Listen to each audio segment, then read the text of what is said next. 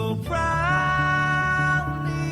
we hail, and the twilight lies gleaming, whose broad stripes and bright stars through the perilous fights. Oh, the ramparts we watched were so gallantly streaming, and the rockets trembling, the bombs bursting in air, gave proof through the night that our flag was still there. Oh, say just that star-spangled banner, yeah, wave o'er the land under the fray, and the home of the brave.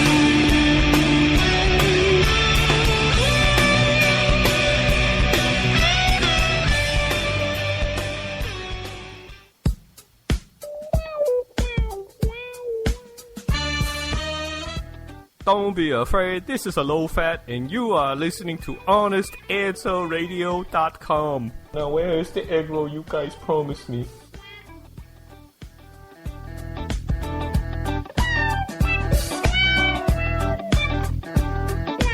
The views and opinions expressed on the Honest Answer Radio show are the opinions of Honest Answer Media and no one else. If you're hearing a syndicated broadcast of this show, don't hold it against the broadcaster. Rather, congratulate them on their openness, tolerance, and respect for the First Amendment to the Constitution of the United States of America. Thank you very much.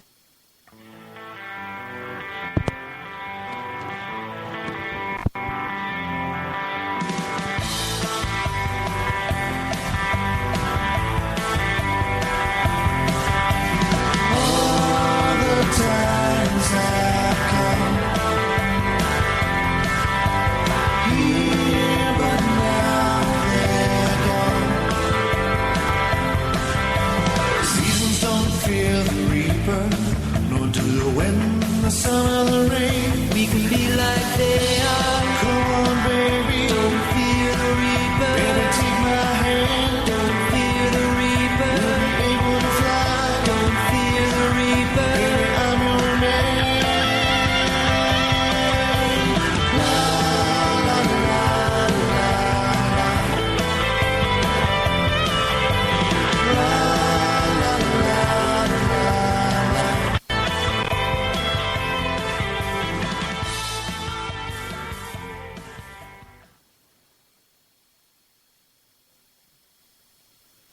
.com. So we're kicking the mainstream media in the teeth every chance we get. We're going to do a little bit of kicking tonight. If this is your first time listening to us, I'm going to be the Marty half of your dynamic hosting duo. And on the Thursday night edition of Honest Answer Radio, I will be the Casey half of this here extravaganza. What a day, dude. You know, we've had to say goodbye to our childhood all over again today. Yes. We lost the professor from Gilligan's Island. What was his name again?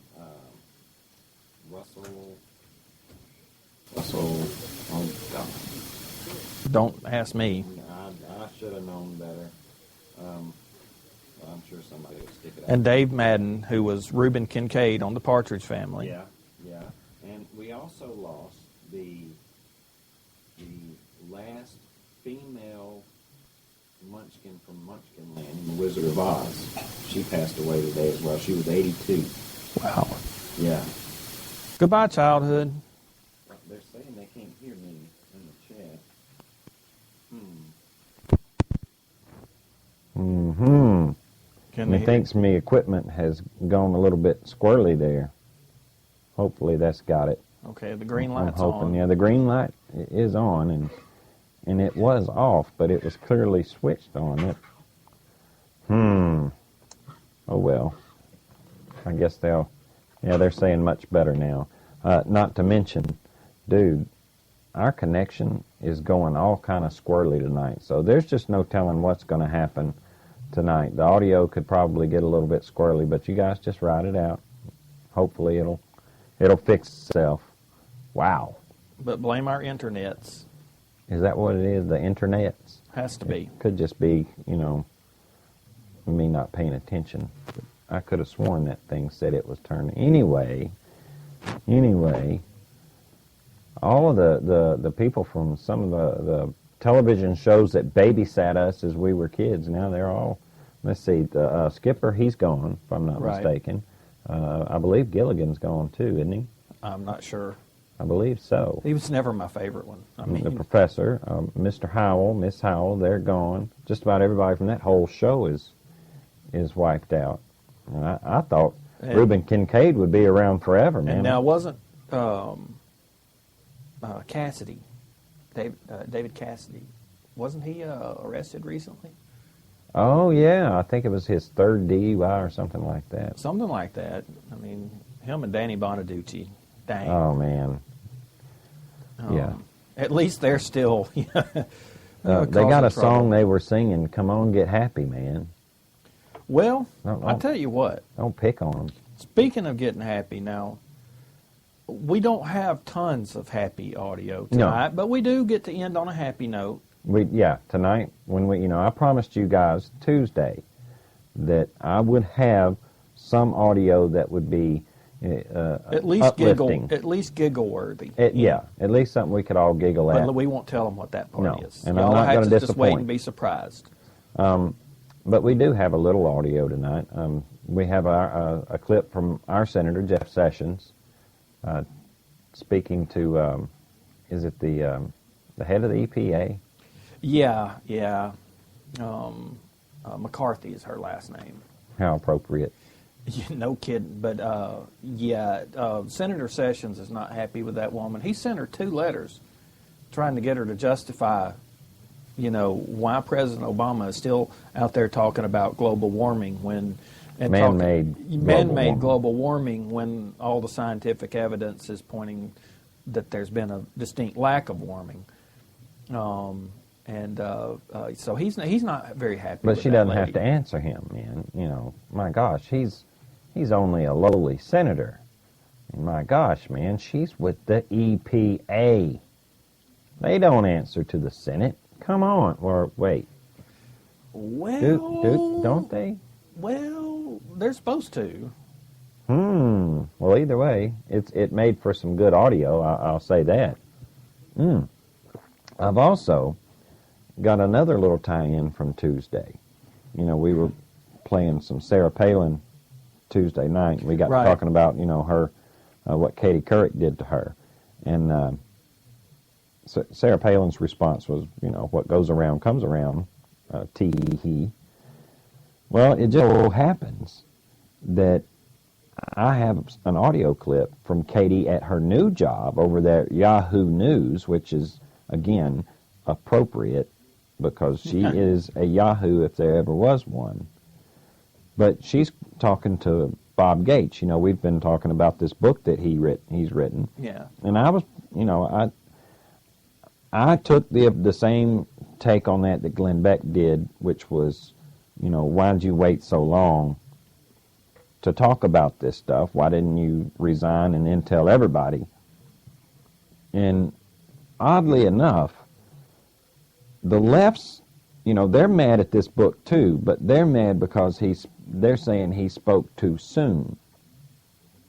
Now, mine, and I don't know how maybe is your take on that as well, but my take on it was, look, man, you knew this stuff how long ago? And we had an election, and some of this stuff could have had an impact on it, and you sat on it? Come on. Now, I'm glad that he spoke about it at all, because, there's a lot of speculation this could have a serious impact on Hillary. Well, I'll say this. I think Robert Gates knows Hillary better than you or I. I'm going to go ahead and trust his judgment on this because I think in his mind, honestly, I think it was something along the lines of, y'all think Barry's bad? President Hillary would be worse. So I'm going to give old Gates the benefit of the doubt. Well, And with people like Katie Couric standing in her corner, he might be right. I mean, he may have made the right question, choice. Matt Lauer, when he had a chance to talk to him, his jump on it was, do you think this is dishonorable in any way? Like, and you'll hear Katie, and you'll see why there is such disdain for this woman now. Wait until you hear what kind of questions she's got for Robert Gates. I can't wait. Because this is a little piece of audio that I haven't heard yet. So I'll be eager to hear what she's got to say. I was looking around on the Blaze, and I came upon this article with Ann Coulter in it. And I love Ann Coulter, man. I know. She's the woman that everybody loves to hate, but dadgummit, man, I just love that woman.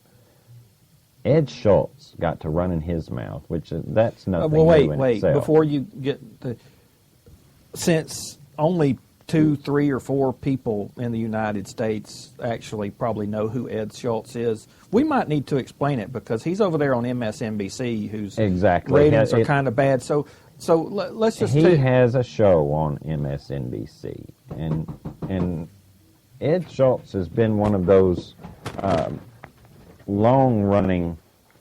I don't know what you would call it. Ed has a show on MSNBC because some of our listeners may not be aware that Ed Schultz has a show on MSNBC. I'm sure that most of the people that listen to us know who Ed is because we play audio from him every chance we get. He's kind of one of the most loudmouth of the left-leaning loony birds that network carries. He's made the mistake of suggesting that the only reason he doesn't have conservatives on his show is because they're scared of him. They don't want to come on his show. That somehow or another, Ed's outstanding debate tactics have somehow, the word of them has spread, and conservatives are scared of him, man. Nobody wants to be on his show that claims to be a conservative. And Ann Coulter, well, she called it like she saw it, man. She called him something that this is being all friendly, but it rhymes with wussy. Yeah, and she let him have it. She's begged to get on his show. Other conservatives have asked to get on the air with Ed and actually debate him on his things, but they don't get asked to appear on Ed's show. Who's afraid? It remains to be seen. Maybe, just maybe, he'll take Ann up on her offer. Oh, we should be so I lucky. kind of doubt it, but there's always a big maybe. He could use the ratings because just about every conservative in the country would tune in on that show just to see. Well, tonight we're also going to hear from another of the far out loony left the far out loony lefty left birds. Well, I had a good one for that. Anyway, Harvey Weinstein, he's like a big shot director, producer. Everything he touches has turned to gold. And well, actually, no, that's not true. He gives that appearance, and he does wield a lot of clout in Hollywood. He's now responsible, I think, for producing the Quentin Tarantino movie Kill Bill. Yep. To Jackie Brown. Yeah. Let's see. You hit the nail on the head by saying he's got a lot of pull in Hollywood. Now, he also has met with the president, I believe, more than once. Weinstein's starting to get a little bit of pull there in the Beltway. But where he comes into this is he was doing the Howard Stern show, and he said that he is about to make another movie, and it is going to make the NRA wish that they were never born. Okay. First problem with that, the NRA isn't a person. It's a gun rights organization, the National Rifle Association. So, do you think thinks he means that everybody who's members of the NRA are going to wish they'd never been born after they watch this movie? He's going to get Meryl Streep. Yeah, when I was listening to him talk about it, I didn't know whether to be, are you serious? Are you that arrogant that you think you're going to have that much pull with everybody in this country that you're going to make a movie with Meryl Streep of all people, and somehow or another this movie is going to put such a sorry taste in everybody's mouth that not only are they going to disavow the NRA, but they're going to give up owning guns entirely. Let me put this to you. He practically equates owning guns, with marching the Jews into Auschwitz. Yeah, except that if the Jews hadn't had all their guns confiscated. That's Piers Morgan stuff, man. Yeah. Well, let me ask you this, Marty. You ever hear of a movie called Lions for Lambs? No. Ah, well, see, that was a movie that Harvey Weinstein made, and I think Meryl Streep was even in that one too, that was supposed to, make the American involvement in Afghanistan look really bad. But it's not surprising, strangely enough, that you haven't heard of that movie, because it was a flop. The strange thing about Harvey Weinstein, when he makes movies like the Kill Bill series, or when he executive produces these movies, whatever his involvement is, that glorify violence and gun violence, they do okay at the box office. But when he tries to make anti-American movies, they really just don't do so well. So I have a prediction. Whatever movie he comes up with to make the NRA look bad, let's track how it does at the box office, as opposed to how Mark Wahlberg and Marcus Luttrell's movie Lone Survivor does at the box office. And now we'll see exactly how well the American people are going to receive this movie. What do you say? I think that would be a most interesting comparison, but I don't think it's going to be even close, to be honest. I don't think so either. We'll see how many theaters out there shut down all the other screens to put the Harvey Weinstein vehicle up on their screens. We'll just see how many times that happens. Well, I'll place my bet, Harvey. I just think it's almost funny. It's so sad. It's almost funny that's how they're going to fight. I'll make a movie. I'll show you. I'll make a movie about gun violence. You'll be sorry you ever joined the NRA. There's a word for stuff like that. Can we use it on the air? Yeah. Oh, really? Yeah. What's the word? Propaganda. Oh, no. Now, Casey, they don't engage in that sort of thing. I mentioned that movie Lions for Lambs because that and the word propaganda seem to meet up. Mm-hmm. The American people seem to be able to tell the difference between a propaganda film and an honest film. Because I believe that there's been a whole lot of talk, and I believe it, because let's face it, we know who Marcus Luttrell is. We know what kind of honor he carries with him every day. And he says that the Lone Survivor is pretty darn accurate. Look, I want to have faith in the American people, too. I really do.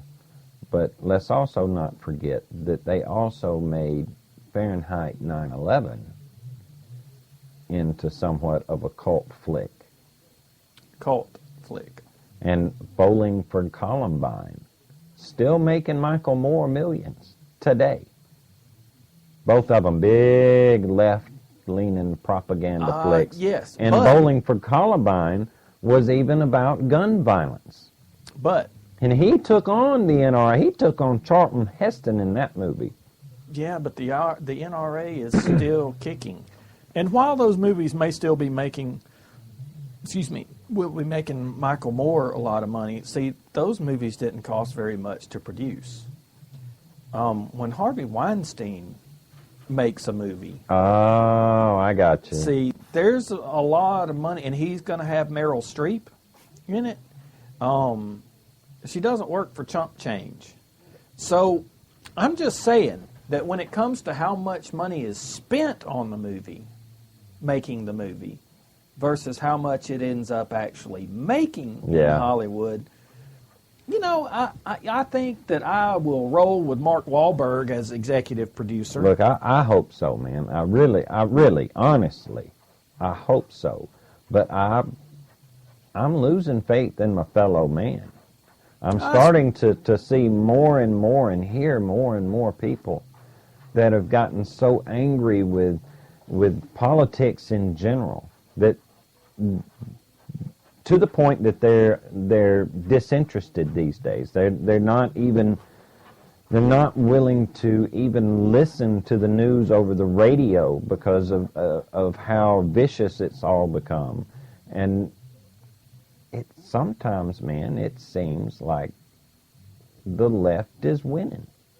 Sometimes, and there's a lot of people that have does. just not only left the employment rosters, but they're leaving the political rosters as well, saying, you know what, I just can't deal with this anymore. Got another, you know, just so you don't lose hope, and just so everybody else in our audience out there doesn't lose hope, I got another little movie to throw at you. Okay. Captain America. Captain America. Captain America did fantastic at the box office. Here's another one. The Avengers. Pro-America movie. Okay, I've seen both of those films. You can't call them anti-American. No. They did fantastic. Now, there was lots of explosions, big-name actors, all that kind of stuff, but I think Harvey's is going to be from the... I think he's going to use like a school shooting or something. Either way, it's going to be one of those. He's probably going to end up making a movie about, you know, like you said, one of these school shootings and villainize the NRA. The thing is, he's going to have to make the movie up out of whole cloth because he's not really going to be able to stand flat-footed and paint the NRA as an evil organization. Or somehow base it on any real event. Exactly. Yeah. And make any violent act the fault of the NRA when there are so many facts out there to refute it. So I can't wait till it comes out. Now, of course, I'm not going to go pay any money to watch his movie. No. You know. No, nor will I pay any money to rent it. Yeah, I mean, it just... Well, I'll tell you what, man, let's better get into some of this audio let's we've got. jump into some of this audio. This first clip is going to be from my senator and yours, Jeff Sessions. And this is, once again, he's dealing with the chief of the Environmental Protective Agency, and he is having a little bit of trouble getting her to give him a straight answer. Ms. McCarthy, the president has said that we have a chart, repeatedly, at least 3 times in recent months, that the temperature around the globe is increasing faster than was predicted 10 years ago. And I've written you about this. Is that accurate or not? I do know some of the facts that I can... No, I just asked you, is that an accurate statement? Has it increased faster than predicted or not? I do not know what the president's context was for making that. I do know that... Well, do you believe the temperature has increased faster than predicted? Do you believe that the temperature in the United States has increased faster than predicted in the last... or worldwide? I believe it's... than 10 years ago. I believe that 2010 was the warmest year on record ever, and I believe that 2012 was the warmest year. No, I want to know whether or not you believe the data shows that the temperature around the globe is increasing. Please let me ask you. Do I not have the right to ask the director of EPA a simple question that's relevant to the discussion before it's before us? All right. So I want to ask, is the temperature around the globe increasing faster than was predicted even 10 years ago? I can't answer that question. Why can't you answer that? Because it is a narrow statement and a very large wealth of evidence and information. Don't we have the troposphere? Do we not have the troposphere temperature reports that even IPCC recognizes, and do they not show that it's increasing anything like what the predictions were? Can't you answer that question? Senator, I don't dissect the information and provide it to you in a way that claims that I'm a scientist and it's a valid way to look. Well, you are asking us All to I do- impose billions of dollars of cost on this economy, and you want to answer the simple actually question of rely whether on this climate is an accurate statement or not? I just look at what the climate scientists tell me. I don't dissect that information in ways that would impress you, but certainly I'm not qualified. Not me. Climate scientists are telling you it's not warming to the degree predicted. In fact, it hadn't really warmed at all in the last 15 years. Thank you, Madam Chairman. My time's up. Now, all this time, since we were just playing the audio, we didn't have video streaming. Right. That whole time, he had this big chart showing with a big red line the Precisely, prediction yeah. from 10 years ago. Okay, this big red line. There's this humongous gap between that red line, which was the prediction, and then what the observed reality has been. There was a line way below that. But she Okay. wants to say that all she can rely upon is what the climate scientists are telling her. And he's saying, well, here's where the climate scientists are saying just the opposite. But yet he is absolutely right. She is wanting to impose billions. But what that's is with a B? I was about to billions say, what of does dollars. this have to do with us? Yeah. You know, why would our senator be wasting his time grilling an EPA chief over their position on global warming? Because since they have politicized the quote-unquote science of global warming, the president and this is one of those things, you know, he has the pen and the phone. Right. And Okay. he's going to make use of both. Okay. This is one of those where whether Congress says yes or Congress says no, the EPA is enacting regulations to regulate carbon emissions that will cost. It's putting, I mean, it's already He's put, about to annihilate the entire coal industry. And for those of you, okay, just say our local folks here, why should we in Calhoun County, Alabama, why should we care?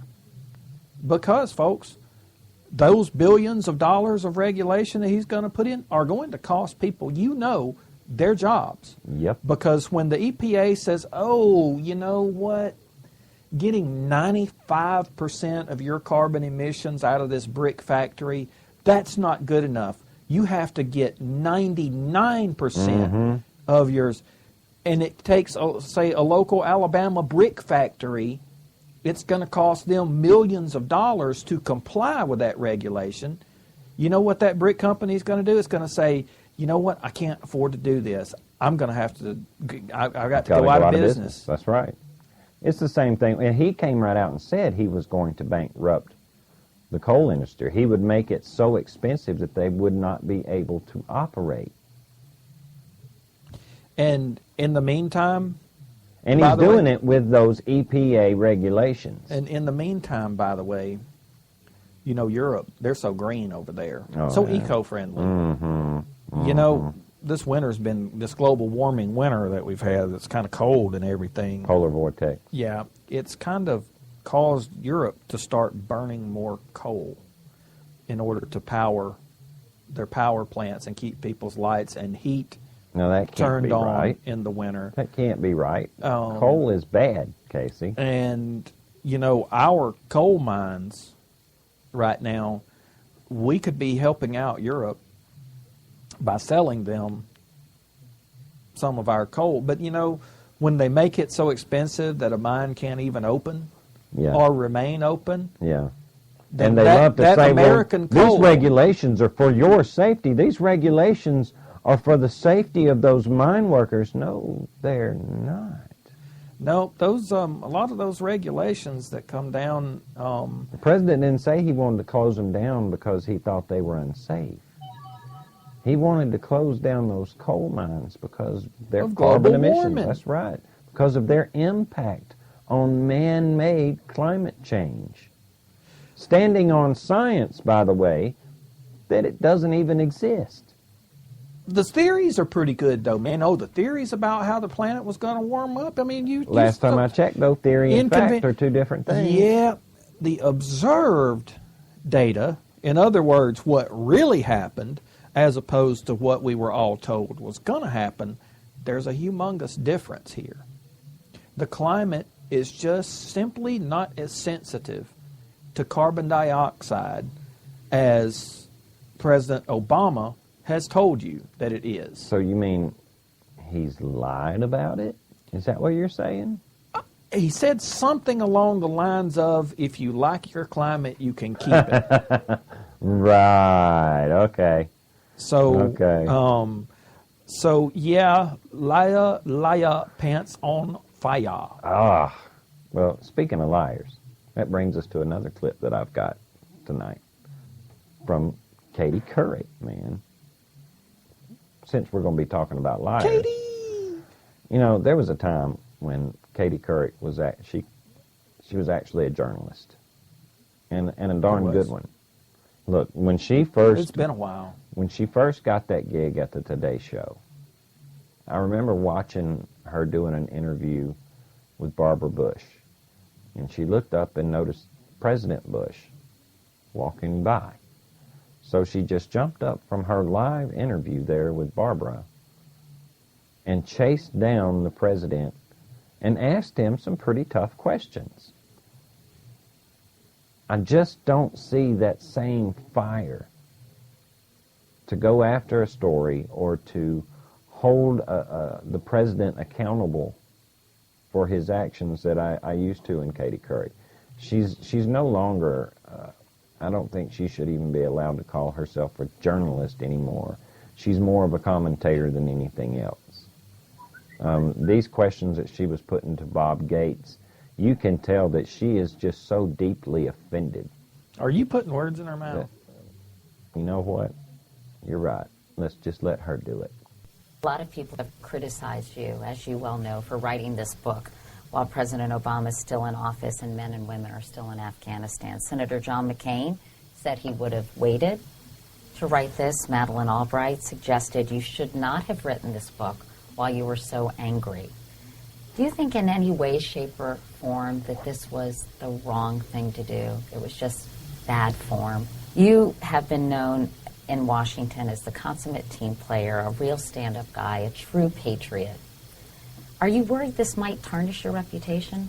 I just don't buy this notion that the book shouldn't have been written or shouldn't have been written for another 3 years, or that it is a negative narrative about President Obama. Or a betrayal. Or a betrayal. You hear this, man? It's a betrayal. I mean, my goodness. Hang on. To write this, Madeleine Albright suggested... John McCain said it was a bad idea. Madeleine Albright, she said, is this just bad form? She is deeply offended that he would have even written a book saying anything negative about the president, even if it just so happened to be the truth.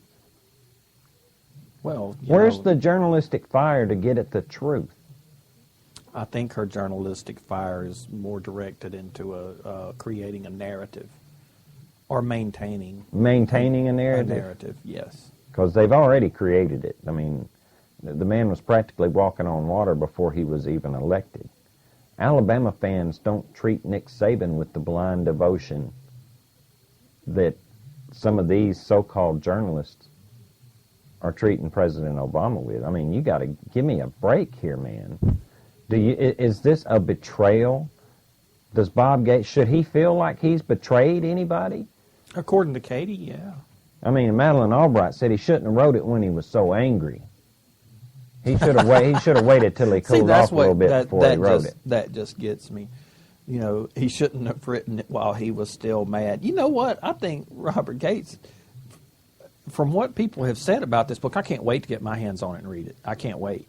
But apparently, he was pretty darn mad. A man who had faithfully served his country through multiple presidential administrations, if he was getting that mad, I want to hear about it. One of the last true bipartisan politicians, or A team player. Wouldn't even call him a politician because he's not. He doesn't run for things. He heard and saw things that turned his stomach. Yeah. And again, man, this is a man who has served under many, many presidents, and we all know that every single one of them has done some things that would have turned my stomach or your stomach. Well, he saw something in Washington, D.C. From what I can tell, it wasn't just a negative narrative about the president. I mean, there's some things in here about Hillary Clinton too, and we were saying, should he have kept quiet about this so long? Maybe it took him this long to get it all out, and I think they're more mad at the timing, not so much because the president is still in office, but because Hillary hadn't had a chance to get up and run yet.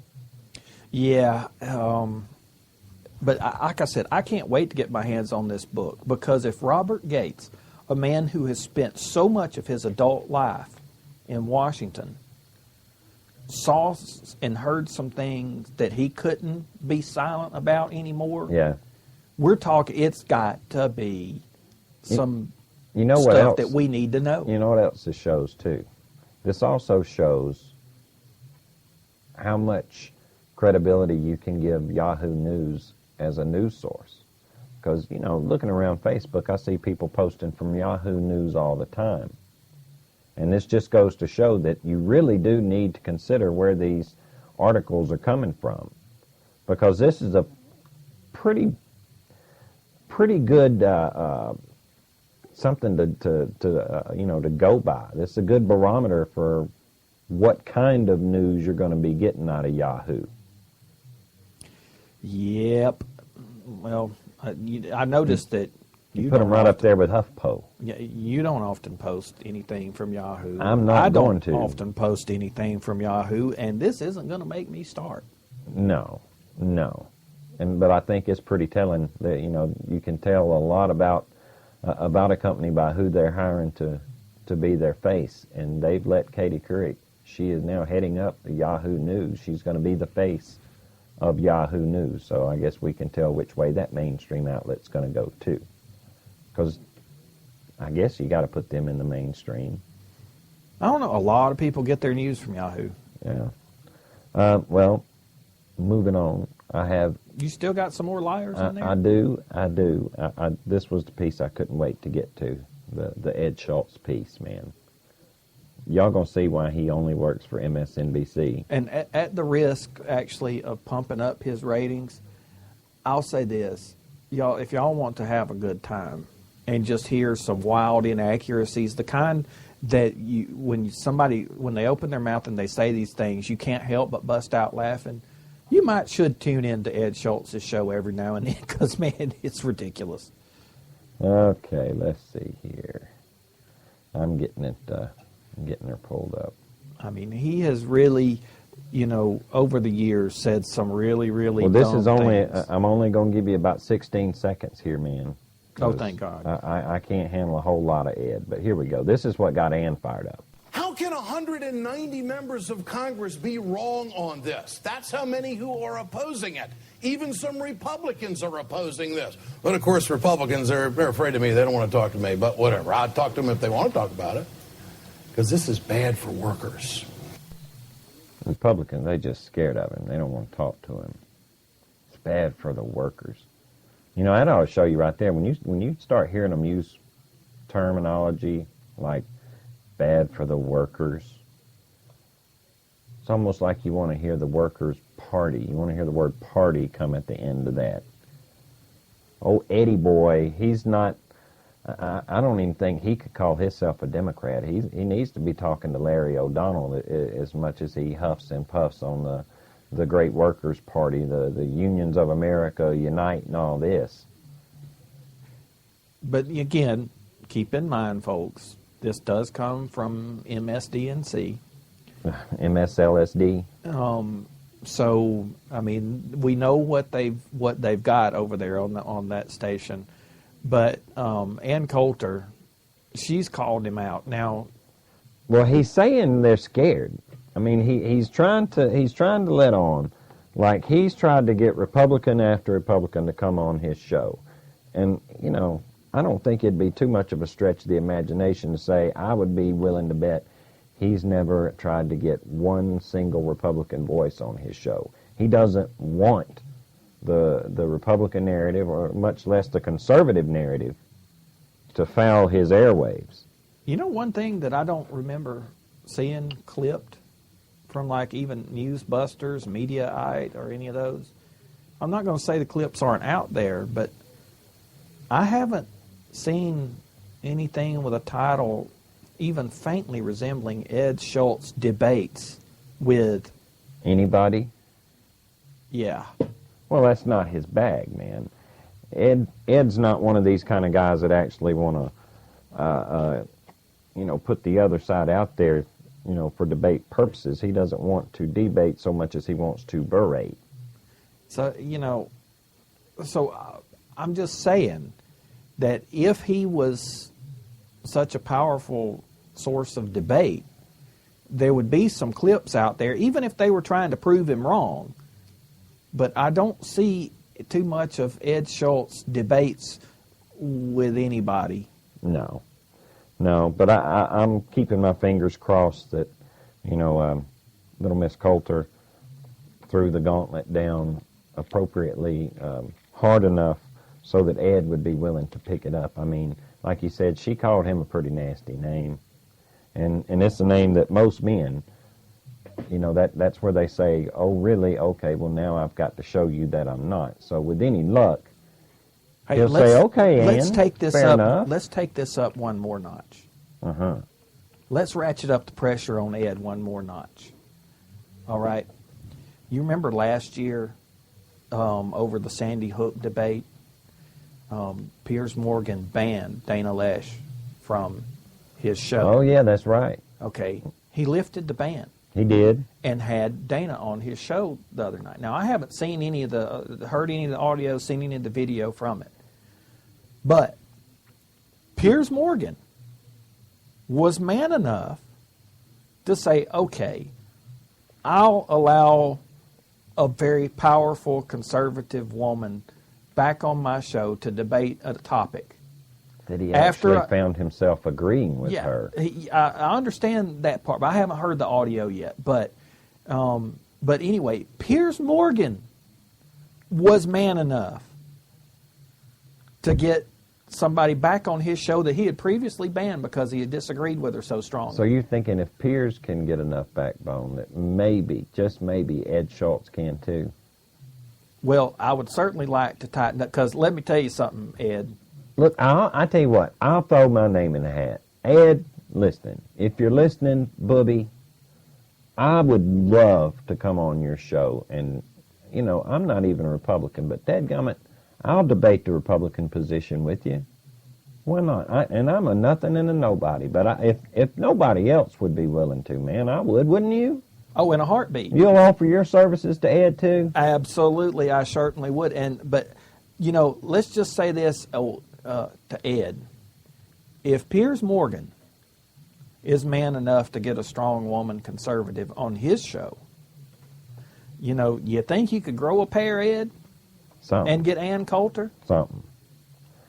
Well, speaking of spineless jellyfish and people totally unwilling to listen to anything coming from the other side, that brings us to our next to the last little bit of audio tonight.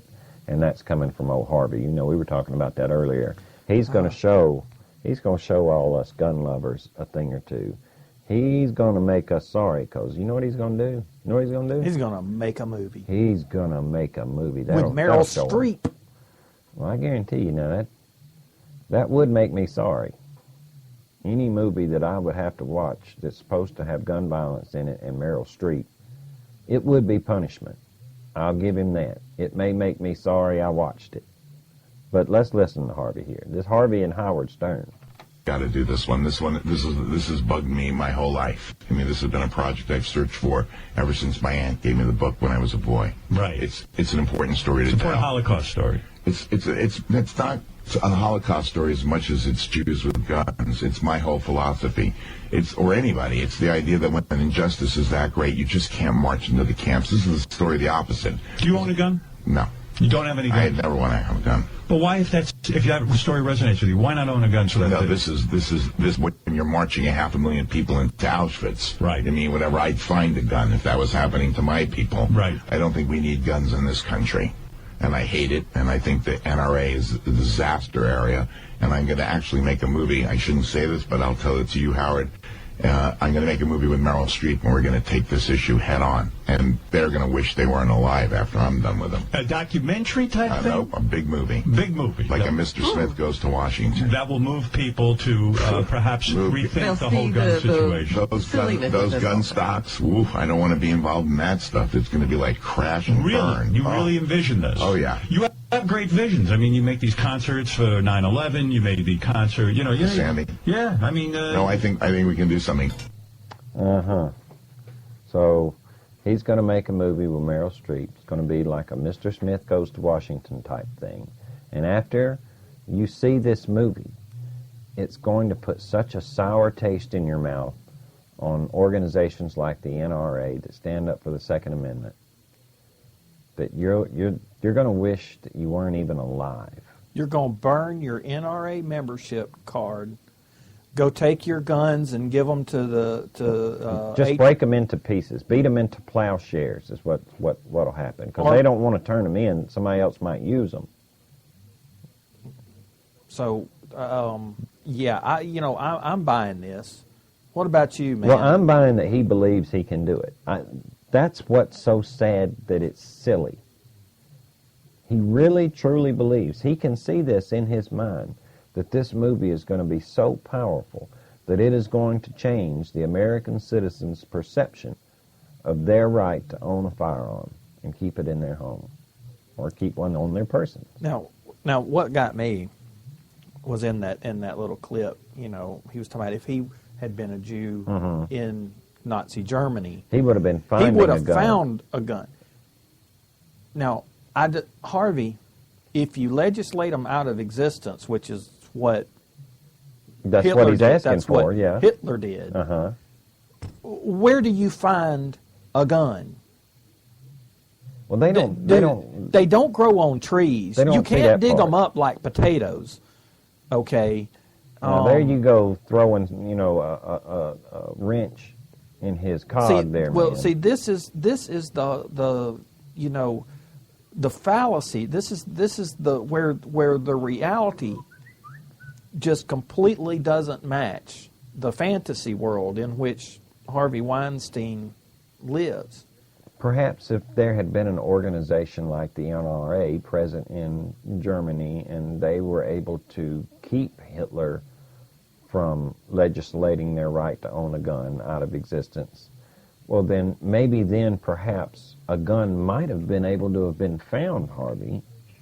And maybe a lot of those Jews wouldn't have gotten marched into Auschwitz. And let's face it, aside from the 6 million Jews and homosexuals and political enemies that went into those concentration camps, aside from those, Poland, the entire history of Poland may have been different. Yeah. The entire history of Czechoslovakia may have been different. Latvia, Lithuania, Estonia. But the NRA, who's kept that from happening in this country thus far, somehow or another, he thinks that he's going to make a movie to make us forget all of that. There's a word for that we can say on air too. Stupid. That's one. That is that That's word the first works. one that comes to my mind. Well, this is more for the highbrow types. It's called hubris. Oh. Hubris. Now don't be throwing out them $20 words around here, man. This ain't but a $5 show. This is where an exalted sense of self-importance. Harvey Weinstein is a big dude in Hollywood. He may even be a big dude in the Obama White House. Well, but when he he leaves Los Angeles, and when he leaves the Beltway, Harvey, you're not as big of a dude as you think you are. No, I would go out on a limb and say he could ride through this entire state and never be recognized. Yeah, every That's time. how much you matter there, Harv. Yeah, so make your movie. We're waiting. Yeah, and you again, spend that money, big guy. And let's compare its box office to Lone Survivor. Well, you know what, man? Speaking of people who think they're a big deal, I have promised I would take us out on a high note tonight.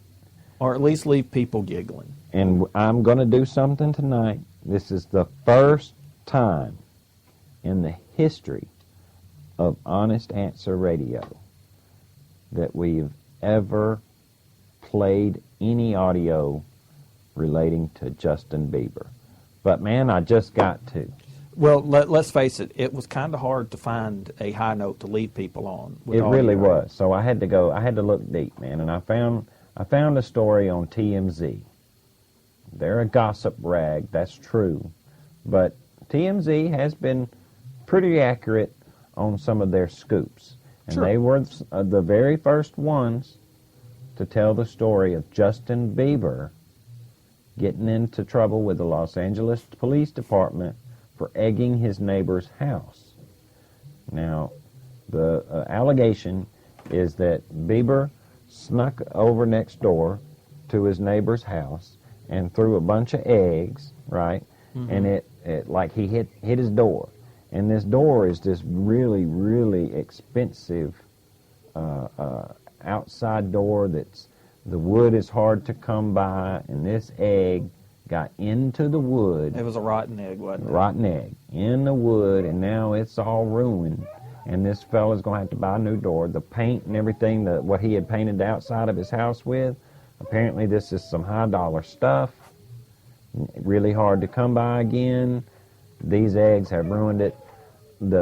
Some of the damage estimates are up into the tens of thousands of dollars worth of damage to this Didn't guy's you tell me home. earlier that just the door was about $8,000? It's about $8,000 for the door, from what I hear. Because Bieber doesn't live in a trailer park, y'all. Well, it got serious now, because this is felony material here. That over $4,000 in California is, if you do over $4,000 worth of damage, that constitutes that's felony. a felony. Is that felony mischief or felony vandalism? Something yeah, like something that? like that. Well, either way, they executed a felony search warrant on Justin Bieber's home.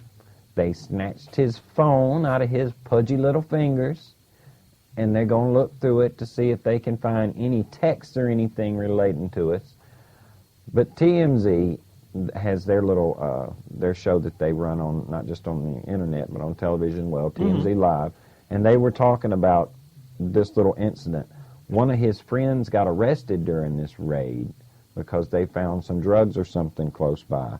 And I got to tell you, this audio's a little sketchy. I don't know what it is with their signal, but it just kept getting all choppy and everything.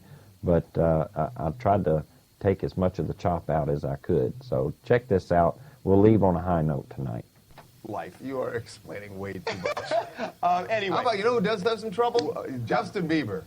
Or maybe he doesn't, because he seems to have found himself the best friend, a fall guy. Well, now that, we cannot say it for sure, but here's the thing. Here's how it's, you know, little Zay got arrested yesterday at his home, at Justin's home, for drug possession. Cops believe it's Molly, MDMA, which is a form of ecstasy, and he was arrested on felony drug charges. You know all that. Now, here's the thing, that drugs were not found in Zay's possession. They were in his vicinity. The vicinity is Justin Bieber's house. And if the vicinity is Justin Bieber's house, then somehow how do you know it's Zay's rather than Justin's, other than Zay saying either Zay said they're mine or somebody else said they're Zay's, but they wouldn't just... But if they said that or somebody else said that, they're not going to arrest him all of a sudden just because somebody says it. Then they'd have to investigate. So did Zay fall into the sewer? sword for Justin Bieber is the question. Sure seems like it, because that's Zay in handcuffs being taken away, not Justin. Listen, some people would say that Zay was just doing what he's supposed to do. He's the sidekick, right? And guys, I think this is pretty obvious, don't you? The cops made it very clear that the drugs they found, which they are thinking now is ecstasy. They originally said cocaine, but it was a powdery, rocky substance in plain sight, which means as they were searching for the egg stuff, they saw the drugs, right? We just came for eggs. Just came for eggs. Why all of a sudden, why take Zay? Right. Because I'll tell you, because in the house, if this is Justin Bieber's house, and there's drugs, we don't know exactly where it was, but let's say it was sitting on a table, the drugs. Okay. Then the only possibility is those drugs are somebody that's in the house. Justin Bieber owns the house. He's responsible. The person who's probably going to be arrested is the owner of the house, unless somebody in the house says, no, that's mine. And we don't know this for a fact, but the assumption here is that little Zay said, these are mine. Or, hey, that's my room in Justin's house with my... Okay, it's just too choppy. But I'm at least for me, this is ending on a high note, because it's showing me that there is a little bit of justice in the world, where a little snot-nosed brat like Justin Bieber, who for the past few years has forgotten how he got to where he is embracing this whole fame and fortune and going to run buck wild, and there's nothing anybody can do about it, because I'm cute. Well, you know what, it adds just another dimension to this. You know, you're talking about the word felony vandalism or whatever. You know, Justin Bieber's not a U.S. citizen. That's right. He's a Canadian. This could get his little behind deported, potentially. Today I heard people on television, I think it was on Fox, actually using the word deported. Now, I don't think that's going to happen. But it's going to be nice to watch him sweat. I think right now the Biebs is in a sweat. So if y'all needed a high note upon which to end your night, you know, or at least to end the honest answer, just gave you one. There may actually be some justice in this world. Justin Bieber may get the smacking that everybody has been hoping for a long time that he's going to get. And this will probably be the last time you ever hear us do a news story on Justin Bieber, but I did promise. You did promise. Now, we are at the end of the rainbow. We're going to give you the same little abbreviated spiel we gave you the other night. Don't forget to hit up the sponsors page here on honestanswerradio.com. There's some really good deals. I have found out that someone has went to one of our sponsors, LifeLock, and is using LifeLock to keep an eye on their identity for them so that they don't get jacked anymore. Well, they were getting tired of getting their debit card numbers hijacked, and they did something about it. The sponsors that we have, I will say this now, the sponsors that we have on our page, we carefully selected them because, and it doesn't just have to do with how much money they pay us. We've picked sponsors that we have faith in. Exactly. So when you go and deal with any of the sponsors on our sponsors page, you're going to be dealing with a quality company. So they've got the honest answer stamp of approval. Another thing that we never mention, there's a donate button right below the player on our page. And it was asked of me last week, do we have a way to donate to Honest Answer? And the answer to that is yes, we do.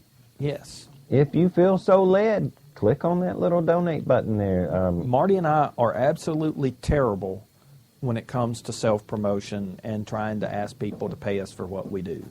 Let's just put that out there. We're not very good at that. We're not comfortable doing that. But this does cost money. But yes, it costs money for us to do this show and keep the internet turned on, et cetera, et cetera. So if you all would feel so inclined, please click that little donate button and do whatever you feel led to do. Also, if politics isn't the only thing that you're into, if you're into sports, hover there over our channels page, and you'll see a little icon there for Sports World Radio. Jeff and Sean, fastest hour in sports on the internet.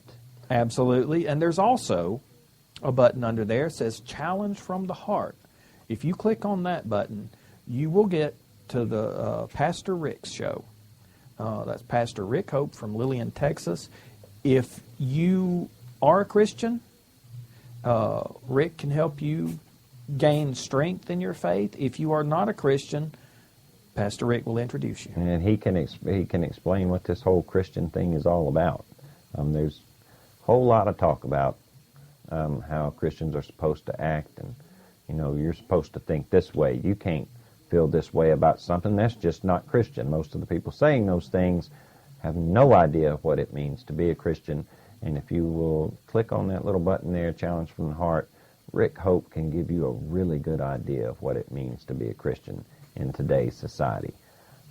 Also, somebody else that helps the Honest Answer out a lot, Going Beyond Radio. They're one of the many sources that you can listen to the Honest Answer, but they don't just, like us, they don't just deal with things political. They've got paranormal shows, shows about your bank account, and invest in your money, just about anything you can think of over there at Going Beyond Radio. And they've got plenty of outlets that you can catch them on. Roku, Live 365, iTunes, Tuned Shoutcast. In, yeah, Blueberry. Yeah. All kind of places. So go over there at goingbeyondradio.com.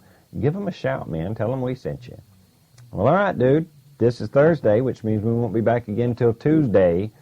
So until then, can y'all just look out for each other just for a little while and maybe be good to each other? I think that wouldn't be asking too much. And please write or call your congressman, senator, and the president and tell them to please behave themselves over the weekend. Just for a little while. We need a break. Just for a little while. Well, till Tuesday, we'll see you guys. Good night, y'all. Later on.